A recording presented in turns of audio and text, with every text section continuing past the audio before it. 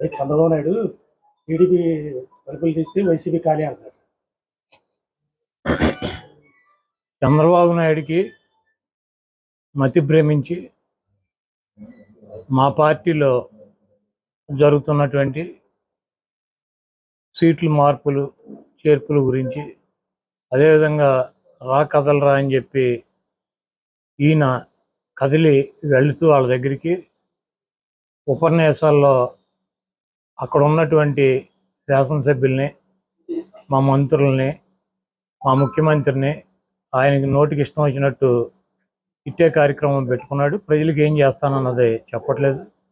నిన్న చంద్రబాబు నాయుడు తలుపులు కనుక తీస్తే మా పార్టీ ఖాళీ అవుతుందని చెబుతున్నాడు. చంద్రబాబు నాయుడు కొంప గోడు తలుపులు అన్నీ కూడా 2019 రాష్ట్ర ప్రజలు పీకి ఆయన్ని హైదరాబాద్ పార్సిల్ చేశారు. చంద్రబాబు నాయుడు వయసు వచ్చింది కానీ బుద్ధి రాల. జగన్మోహన్ రెడ్డి గారు అధికారంలో ఉండి ఈరోజు 58 మంది అభ్యర్థులను మార్చాడు. ఇంకో 10 మందో 12 మందో 15 మందో ఈ 1-2 రోజుల్లో కూడా మార్చి 175 మంది శాసనసభ్యులు, 25 మంది ఎంపీలు లిస్టుని అనౌన్స్ చేస్తున్నాడు. దాంట్లో ఒక 5-10 మందో సీట్లు రానాళ్ళు చంద్రబాబు దగ్గర మేము తీసేసిన వాళ్ళం చంద్రబాబు నాయుడు తలుపులు తెస్తే చంద్రబాబు నాయుడు దగ్గర చేరుతారు. రేపు పవన్ కళ్యాణ్ చంద్రబాబు నాయుడు అలయన్స్లో ఎవడు తీసుకుంటాడు, ఏ సీట్లు ఎవరు తీసుకుంటారు, ఎవరి సీట్లు ఎక్కడ ఏ అభ్యర్థులను ప్రకటిస్తారో చెప్తే చంద్రబాబు నాయుడు కొంపనే, జనసేన కొంపనే ఆ అభ్యర్థులు ఆ పార్టీనే తగలెట్టేటువంటి పరిస్థితి ఉంది. ముందు ఆయన తలుపులు తీయటం కాదు, ఫైర్ ఇంజిన్ పెట్టుకుని ఆయన కొంప తగలాడకుండా జాగ్రత్తగా ఉండమని చెప్పి నేను చెప్తున్నాను. చంద్రబాబు నాయుడు క్రెడిబిలిటీ లేని నాయకుడు. బాబు భరోసా అని చెప్పి రోడ్లు ఎమ్మడి తిప్పుతున్నాడు. 3 సార్లు ముఖ్యమంత్రి అయ్యాడు. 600 వాగ్దానాలు ఇచ్చి ఏ వాగ్దానాన్ని నెరవేర్చినటువంటి చరిత్ర లేనటువంటి, క్రెడిబిలిటీ లేనటువంటి నాయకుడు ఈ రాష్ట్ర ప్రజల దృష్టిలో ఉన్నాడు. జగన్మోహన్ రెడ్డి గారు ఇచ్చినటువంటి మాట కట్టుబడి ఉండేటువంటి వ్యక్తి. జగన్మోహన్ రెడ్డి గారు 5 సంవత్సరాలు ఆయన ఇచ్చినటువంటి మేనిఫెస్టోని అమలు చేశాడు. మళ్ళీ మేము కొత్త మేనిఫెస్టోతో వస్తాము. చంద్రబాబు నాయుడికి దిమ్మ తిరుగుద్ది. చంద్రబాబు నాయుడికి ఈసారి ప్రతిపక్ష హోదా కూడా వచ్చే పరిస్థితి లేదు. సరిగ్గానేమో కేంద్రానికి రాష్ట్రం తాకడ పెట్టారని విమర్శిస్తారు. ఇప్పుడు షర్మిలమ్మ తెలంగాణ ప్రజల కోసం, పాలేరు ప్రజల కోసం ఆవిడ అక్కడ పార్టీ పెట్టి 4000 కిలోమీటర్ల పాదయాత్ర చేసి తెలంగాణ ప్రజలను ఉద్ధరిస్తానని చెప్పి, రాజశేఖర రెడ్డి బిడ్డనని చెప్పి, రాజశేఖర రెడ్డి గారి ఆశయాలు సాధిస్తానని చెప్పి అక్కడ ఏం చేసిందో తెలంగాణ ప్రజలు, ఆంధ్రప్రదేశ్ ప్రజలు కూడా చూశారు. అక్కడ ఆవిడకి 0% ఓటింగో లేదా 1% ఓటింగ్ ఉండేది. ఆ పార్టీ ఇంకొక జీరో ఓటింగ్ ఉన్నటువంటి పార్టీలు విలీనం చేసి ఇక్కడికి వచ్చి ఆవిడ మళ్ళీ ఇక్కడ కూడా సేమ్ డైలాగులు, ఆంధ్రప్రదేశ్ కోసమే పుట్టాను, ఆంధ్రప్రదేశ్ను ఉద్ధరిస్తా పుట్టాను. ఇప్పుడు వైజాగ్లో స్టీల్ ప్లాంట్ గురించి 4 సంవత్సరాల నుంచి గొడవ జరుగుతుంది. ఆవిడేమైంది 4 సంవత్సరాల్లో? 4 సంవత్సరాల్లో ఏమైంది? పోలవరం ప్రాజెక్టు ఇప్పుడు గుర్తొచ్చింది ఆవిడకి. ఇవన్నీ కూడా రాజకీయంగా ఏదో రకంగా ఒక పదవిలోకి రావాలని చెప్పి కాంగ్రెస్ పార్టీ ప్రాపకం కోసం జగన్మోహన్ రెడ్డి గారి మీద నిందలేస్తూ తిరుగుతుంది. ఆవిడ పార్టీ కోసం కష్టపడ్డాను, పార్టీ కోసం ఇది చేశాను, అది చేశానని చెప్తుంది. ఆవిడ డెఫినెట్గా వైఎస్ఆర్ కాంగ్రెస్ పార్టీ కోసం, జగన్మోహన్ రెడ్డి గారి కోసం, రాజశేఖర రెడ్డి గారి కోసం, ఆవిడ కుటుంబం కోసం ఆవిడ కష్టపడి ఉండవచ్చు. అయితే ఆవిడ 2014 ముందు 2012లో జగన్మోహన్ రెడ్డి గారు జైలుకి వెళ్ళినాక సెప్టెంబర్లో పాదయాత్ర చేసింది. ఆవిడ 4000 కిలోమీటర్లు నడిచాను అంటుంది. అప్పుడు వైసీపీ అధికారంలో వచ్చింది. ఆవిడ నడిచినప్పుడు 2014 నుంచి 2019 దాకా ఎలక్షన్ జరిగినటువంటి 20 రోజులు తప్పించి ఆవిడ ఎక్కడన్నా వైఎస్ఆర్ కాంగ్రెస్ పార్టీ కోసం ఎక్కడన్నా ప్రచారం చేశారా?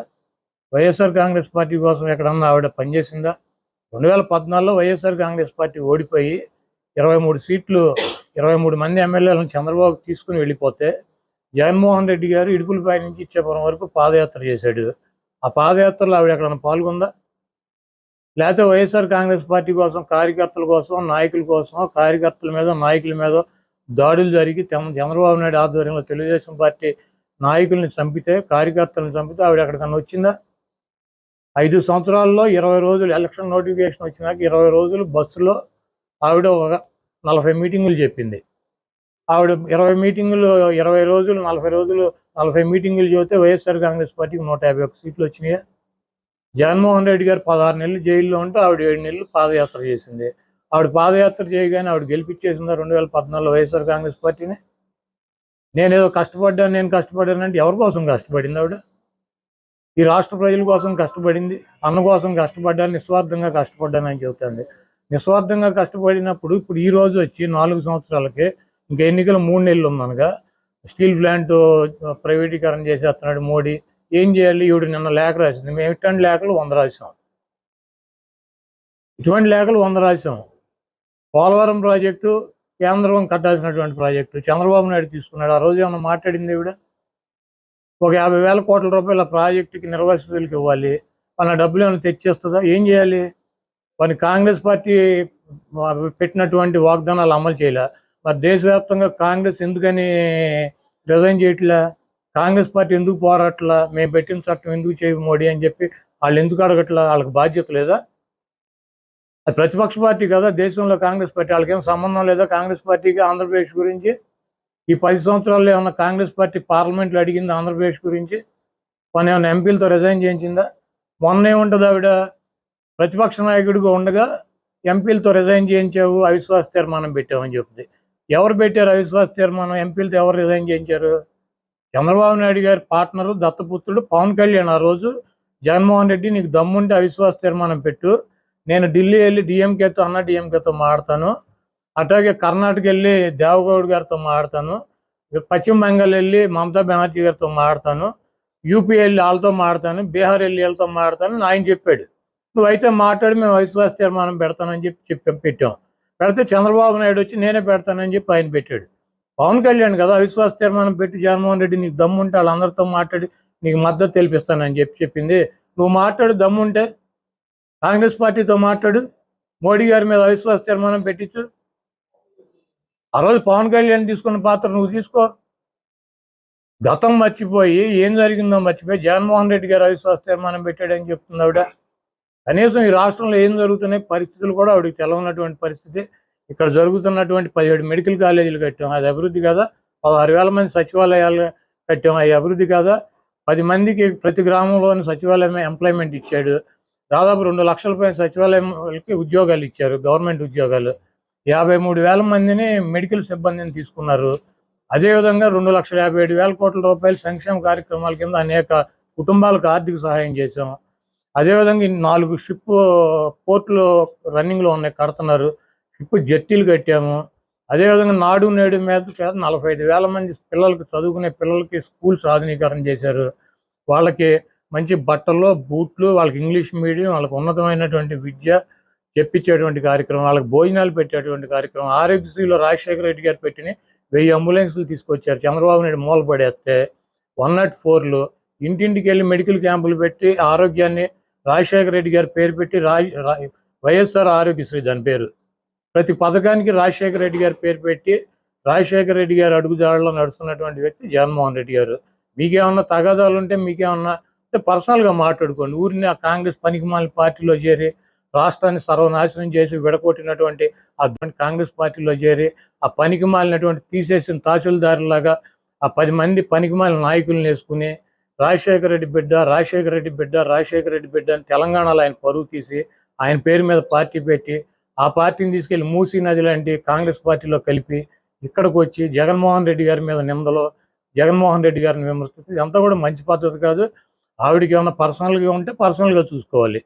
వైఎస్ఆర్ కాంగ్రెస్ పార్టీ మీద జగన్మోహన్ రెడ్డి గారి మీద నిందలేసి జగన్మోహన్ రెడ్డి గారిని ఏదో చేద్దాము, రాజశేఖర రెడ్డి గారి ప్రత్యర్థులు దేబిఎన్ రాధాకృష్ణ, రామోజీరావు, చంద్రబాబు నాయుడు, రేవంత్ రెడ్డి, వీళ్ళందరూ ఎవరో రాజశేఖర రెడ్డి గారిని సర్వనాశనం చేస్తానని చెప్పి తిరిగినాళ్ళు.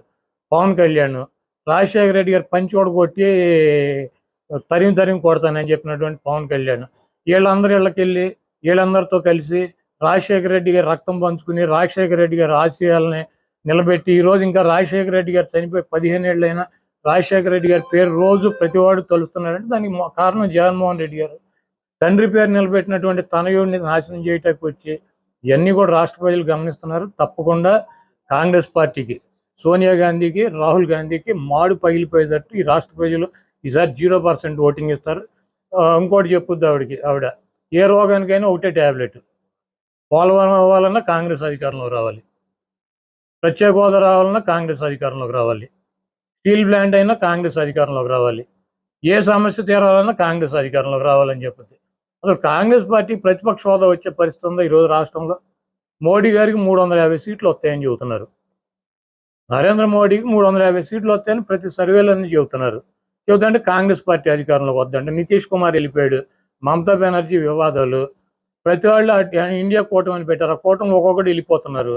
ఈరోజు కాంగ్రెస్ పార్టీ ఏంటి అధికారంలోకి వచ్చారు? రాహుల్ గాంధీ అక్కడ ఎంపీకి గెలుస్తాడా? మొన్న యూపీలో ఓడిపోయాడు. ఈసారి సోనియా గాంధీ, రాహుల్ గాంధీ అసలు ఎంపీలకు గెలిచే పరిస్థితి ఉందా? అదో తీసేయడానికి సిద్ధంగా ఉన్న పార్టీని దాన్ని పట్టుకొచ్చి డిస్పోజల్ పార్టీని రాహుల్ గాంధీ మొదటి సంతకం పెడతాడంట. ఎక్కడ పెడతాడు మొదటి సంతకం? ఎక్కడ పెడతాడు? ఆ ఎంపీ కూడా కాడు. ప్రధానమంత్రి రాహుల్ గాంధీ అయ్యే పరిస్థితి ఉందా? మనం బతికుండగా రాహుల్ గాంధీని ప్రధానమంత్రిగా చూడగలమా ఈ దేశంలో? అది తీసేసిన పార్టీ. 30 రాష్ట్రాలు ఉంటే కనీసం 25 రాష్ట్రాలు అసలు ఆ పార్టీనే లేదు. రాహుల్ గాంధీ ప్రధానమంత్రి అవుతాడు. రాహుల్ గాంధీ ప్రధానమంత్రి కాదు, ఎంపీ కూడా అవడు.